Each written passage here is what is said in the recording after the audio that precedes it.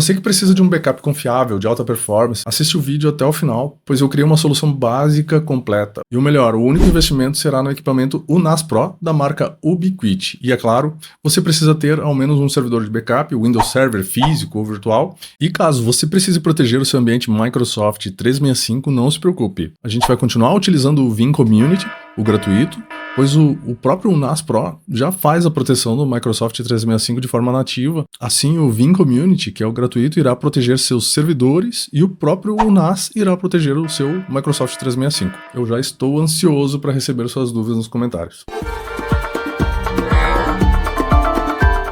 Vamos falar de tecnologia? Aqui é André Miranda e o meu objetivo é ajudar você a evoluir de verdade na sua carreira. Se o conteúdo te interessa, já curte o vídeo, se inscreve e ative as notificações. Assim eu consigo te avisar sempre que sair um conteúdo de valor para você. Então vamos direto ao que interessa. Então agora eu queria explicar o porquê que eu tenho aqui uma opção que é o UNAS da Ubiquiti e por que eu não posso fazer um FreeNAS, um TrueNAS ou um Linux próprio com Samba, né? Enfim, por que eu não uso soluções caseiras? Porque eu já usei. Eu tenho 22 anos de tecnologia e já passei por diversas experiências com o ambiente de proteção de dados, sendo com NAS de marcas específicas. Temos várias opções aí no mercado, mas agora cheguei a uma conclusão de melhor custo-benefício e gerenciamento facilitado pela própria controladora Unify, que é a mesma que gerencia meus roteadores, né, meus APs. O Unify Cloud Gateway, que é o firewall de borda, gerencia câmeras. Então fica tudo centralizado num único local e o gerenciamento fica simplificado. Esse é um dos pontos. E nesse equipamento nós vamos ter, claro, uma possibilidade de configurações de RAID, né, os arrays no formato 5, RAID 5, RAID 6, RAID 10. Então no 5 a gente consegue ter um equilíbrio entre custo e espaço, então é bom para arquivos gerais. O 6 a gente consegue ter uma segurança extra contra a falha dupla, então é mais recomendado para backups críticos. E o RAID 10, uma questão assim de performance máxima, ideal para um ambiente que exija escritas muito rápidas. E em resumo, nós vamos ter uma infraestrutura de nível empresarial sem pagar licença produtivas, zero licenciamento. Então minha dica é, fique atento a esse vídeo, faça anotações e manda nos comentários. Qual a sua dúvida? Eu responderei a todos. Então a primeira coisa que a gente vai fazer é colocar o NAS para ser gerenciado pelo Unify, a nossa controladora de gerenciamento dos recursos da marca Ubiquiti. Eu tenho nessa tela o Unify Cloud Gateway Max e tem também outros recursos. Dentro dele aqui eu vejo que tem câmera e apareceu aqui já o meu Drive, o NAS Pro. Para gerenciá-lo, vou clicar em cima de Drive e como ele já está adicionado, eu coloquei endereçamento de IP para conectar diretamente à controladora. Eu só vou diretamente agora para a configuração de armazenamento mesmo, que diz aqui Setup Storage. Aqui ele mostra mais ou menos como é que é o encaixe do disco. São discos de 3,5 polegadas e de 2,5 também, que é só encaixar e emparafusar. Vem todos os parafusos. O encaixe da gavetinha é perfeito. A gente acompanha aqui e vê como é que faz. Ó. Empurra e dá o clique aqui, o disco está conectado. Extremamente simples, de uma qualidade muito boa da Ubiquiti. A gente sabe que todos os materiais são feitos com bastante qualidade, né? Então vamos lá, e agora vamos entender como configurar algumas possibilidades de arrays, os arranjos de discos, e vemos aqui a primeira opção. Crie vários grupos RAID em um pool para maximizar a capacidade e minimizar o espaço desperdiçado com tamanhos de discos variados. Se a gente tem tamanho de discos idênticos, como no caso do exemplo da esquerda aqui, somente discos de 8 TB, tem 8 discos de 8 TB, a gente vai configurar apenas um grupo de RAID no pool de discos. Porém, se nós tivermos aqui discos de capacidades diferentes, como 16 TB e 8 TB, nós faremos 2 grupos de discos dentro do pool. Dessa forma, então, a gente não perde a capacidade dos discos, porque se a gente faz um RAID com tamanhos de discos diferentes, com um grupo de discos somente, a capacidade vai ser regulada para de menor tamanho. Então, se o disco de 8 e 16, o array vai considerar que os 16 também seriam de 8.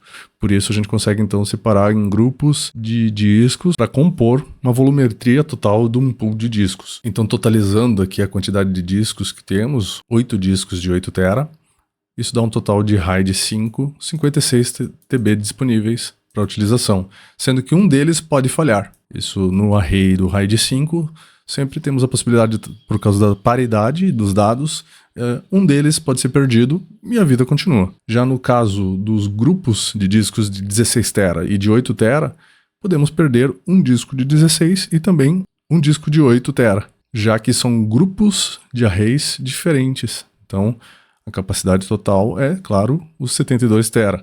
Os 4 discos de 16 e os de 8. São 2 grupos em RAID 5. Agora também podemos trabalhar em múltiplos pools de armazenamento, que é diferente de múltiplos grupos. Então, criar vários pools de armazenamento com diferentes tipos de grupos de RAID para atender diversas necessidades. Temos a melhor proteção ao trabalharmos com RAID 6, pois no RAID 6 a gente pode perder até 2 discos, com sua forma de paridade. Quanto mais paridade, mais é demorada a gravação dos dados. Então a gente pode ter um conjunto de discos com vários discos, porém nós perderemos velocidade por causa da paridade.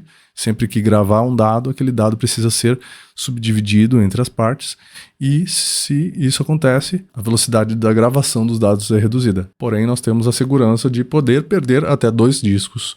E uma outra opção que seria para ganharmos mais performance, também com a possibilidade de trabalhar com múltiplo pool de armazenamento, é o RAID 10.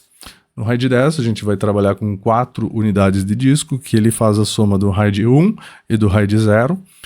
E temos então a velocidade do RAID 0, porque não tem paridade entre os discos, e a redundância entre os discos, pois ele salva os dados em conjunto. Aí no RAID 1 salva nos 2 discos. Então chama-se RAID 1 mais 0, que é RAID 10. Essa opção de melhor performance por causa da questão da paridade. Não é subdividido dados entre vários discos, aquela gravação de dado não é sequenciada e demorada, e por isso ele é a melhor opção de gravação veloz. E na última opção, nós temos aqui múltiplos pools de armazenamento com hotspare global. Nós podemos criar um grupo de RAID para cá, outro grupo para lá, né, no exemplo dos discos de 8 e 16 TB, e podemos ter um pool diferente, um segundo pool B aqui, que é um outro grupo de RAID. E setar um disco ou mais discos no spare global. Então a gente não falou ainda de spare, falamos somente de possibilidades de falhas. A gente pode falhar no RAID 5, um disco. A gente pode falhar no RAID 6, 2 discos. Porém, se nós tivermos o spare, por exemplo, no RAID 5, quando a gente perdeu um disco, automaticamente ele vai fazer um rebuild e entrar em ação no lugar daquele disco que falhou, não precisando de uma ação manual para recompor aquele array de discos. E essa é a situação do spare global. Se nós temos um grupo de RAID 5, discos de 16 TB, nós temos outro conjunto lá, um RAID 1 com 2 discos de 8 TB. E temos ainda um outro grupo de discos ali, que é um RAID 1 também. Se qualquer um desses discos falhar em qualquer um dos conjuntos, dos grupos, dos pools, o disco de spare global ele entra em ação. A gente só tem que estar atento, né, com alerta, né, configurado de SNMP, alerta de configuração do próprio equipamento aqui. Se um disco falhou, a gente precisa ser alertado para poder trocar, mas o spare ele vai entrar automaticamente em ação. Então nós configuraremos um cenário extremamente simples aqui, onde eu possa utilizar, eu tenho aqui 1, 2, 3, 4, 5 discos de 8 TB, sendo que um deles eu vou colocar para que ele seja spare. Então esses discos são iguais um dos outros, e o último, então somente esse aqui eu vou colocar como spare, que é o que tem 7200 RPM, e os que são um pouco mais lentos aqui, também de 8 TB, vou colocar eles como conjuntos, né, do array. Ele já apresenta aqui então o Storage Pool 1 como uma sugestão de nome, vamos deixar assim, e adicionar os discos que queremos que faça parte desse Storage Pool. Selecionaremos então a opção de RAID 5, pois utilizaremos apenas um disco como spare, e aqui a gente marca mais para adicionar os discos. O último disco para spare e opção Create. Assim que finalizar, esse procedimento é bastante demorado, pois são discos grandes, ele tem que criar toda a sincronia de discos, e assim que terminar a gente já volta para poder continuar. Mudou o status aqui, temos a opção de syncing e está sugerindo que vai levar aproximadamente 20 horas para terminar essa sincronia. Como disse, são discos grandes, então esse procedimento acaba sendo um pouco demorado. A capacidade então vai estar entregando 24 TB, por enquanto sem o disco de spare, o RAID 5, o grupo do RAID e a quantidade dos discos, RAID 1, o HDD 1, 2, 3, 4. Agora a gente pode vir aqui em colocar ele como spare. O último disco que a gente deixou ele para ser selecionado como spare, a gente clica em Assign as Hot Spare.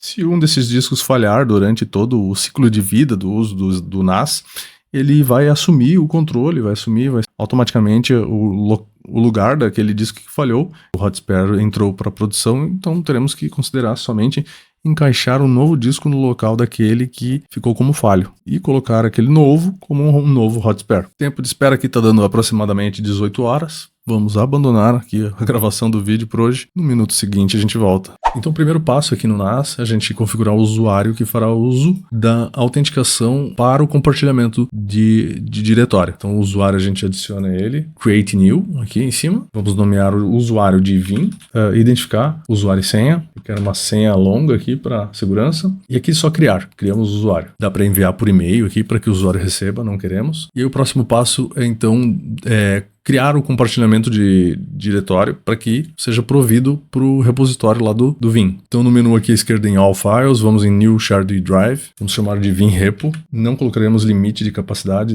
desse compartilhamento, vai ser os 23 TB. Adicionamos o usuário, é o usuário Vim que já adicionamos lá. Permissão Owner, podemos deixar como editor e adicionar. Então assim que finalizou o download do Vim Community, vamos apenas dar 2 cliques no disk image dele, em Open aqui, vamos lá. Então vamos executar o setup do Vim.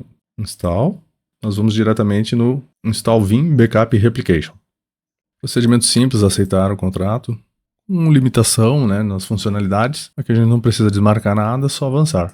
Então o próximo passo, install. E aqui devemos aguardar a finalização da instalação. Então a parte que interessa em relação ao backup é simplesmente, então no Vim, a gente carrega ele aqui, abre o Vim.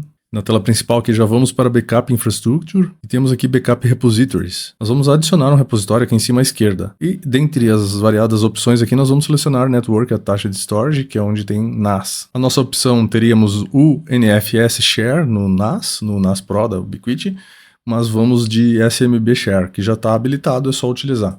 Vamos dar o nome aqui do repositório de NAS Pro, adicionado, e aqui o caminho, o compartilhamento. Meu IP do NAS. Aqui então é necessário selecionar aquela credencial que a gente criou lá dentro do NAS, que é o Vim. Já está aqui, a senha fica salva aqui, fica criptografada, não tem risco de perder a senha, de alguém descobrir a senha. Avançamos, está dizendo o tamanho da capacidade do NAS aqui, 21.8 TB. Correto, vamos dar Next e Next. Aplicar, avançamos e finalizamos. O NAS Pro já é um repositório de destino de dados, nós podemos já utilizar para um backup, para um job. Então para fazer um job, vemos aqui em Home, Backup Job, a gente vai selecionar então Windows Computer, a opção selecionada Server, Managed by Backup Server, vamos deixar o nome padrão, avançamos, e aqui no Add selecionamos Protection Group ou Individual Computer. Vamos Individual Computer, vamos informar o IP do servidor que queremos proteger, as credenciais que eu já salvei aqui, pela opção Adicionar, ok, e avança. Então vamos fazer a proteção completa. Selecionamos o destino de dados aqui, que vai ser o NAS Pro, retenção, outras configurações, habilitamos, então avançamos. Aqui o Application Aware é importante deixar selecionado para fazer restauros granulares. Next. Vamos aplicar e colocar aqui para rodar assim que finalizar. Então com o finish já começa a rodar. Vejamos, já tem um backup rodando. Esse é o job. Então o backup finalizou, tá mostrando aqui uma velocidade média baixa, porque eu tenho um cabo de 10 MB por segundo aqui, por isso esse cabo não consegue performar. Mas eu vou falar um pouco mais no final do vídeo que ferramentas utilizar para a gente saber que exata velocidade nós teremos de performance, tanto na origem quanto no destino dos dados, com a quantidade de discos que temos, quanto tempo será possível restaurar um backup ao método que eu faço aqui, que eu controlo, qual que é o throughput máximo desse ambiente e qual que é a velocidade e tempo que eu vou ter para fazer um backup completo, um restauro completo. É importante sempre dimensionar tudo isso. E agora, como prometido, a gente tem o backup do 365 dentro do próprio NAS Pro. O NAS Pro ele vem com esse recurso já nativo e ele apresenta aqui uma funcionalidade de proteção de dados da nuvem do 365. Eu já adicionei aqui no meu NAS a proteção do meu 365 da empresa All Connection e nessa proteção a gente consegue puxar os dados do OneDrive dos usuários que ele está aqui, sendo novos usuários de forma automática ou os usuários selecionados para proteção. É uma ótima ferramenta para conseguir proteger todos os dados que entram no 365 toda vez que for adicionado, editado um arquivo. Ele é baixado para dentro do NAS e nós conseguimos navegar por dentro dele aqui para restaurar o arquivo em algum local. Então o meu backup foi configurado aqui, ele está protegendo e eu tenho aqui um Browse Backup Data, que é para conseguir navegar dentro dos meus documentos. Então no meu exemplo, o backup test aqui, eu tenho, por exemplo, um Nexus, é um diretório, eu consigo ir navegando por ele aqui e vamos dizer assim, eu só consigo baixar aqui o que eu preciso do backup, por exemplo, clicando aqui, selecionando, dar um restauro, um restore, ou download desse arquivo para dentro da minha máquina. Agora é importante frisar que essa funcionalidade da proteção do 365 ela está funcionando inicialmente para o backup de OneDrive. Em breve terá a proteção do SharePoint, do Teams e do Exchange, da organização. E agora, como prometido, eu deixei aqui na descrição do vídeo o link de recursos que eu utilizo, né? A página da Veeam, o Veeam BP, que é o Veeam Best Practice, lá onde eu tenho a possibilidade de calcular bandwidth, velocidade daquele meu backup considerando rede e disco, e também eu utilizo o Calculators. No Calculators do site veeam.com tenho a possibilidade de fazer um cálculo de dimensionamento de quanto tenho na origem, quanto de dados eu altero diariamente, quanto de backup eu vou ter que ter no destino, tudo isso ele vai calcular para mim e é através desse Calculators que eu faço os dimensionamentos dos projetos de proteção de dados com Veeam Backup Replication. Se você tiver dúvidas, me escreve nos comentários que eu vou te responder. Muito obrigado e nos vemos no próximo vídeo.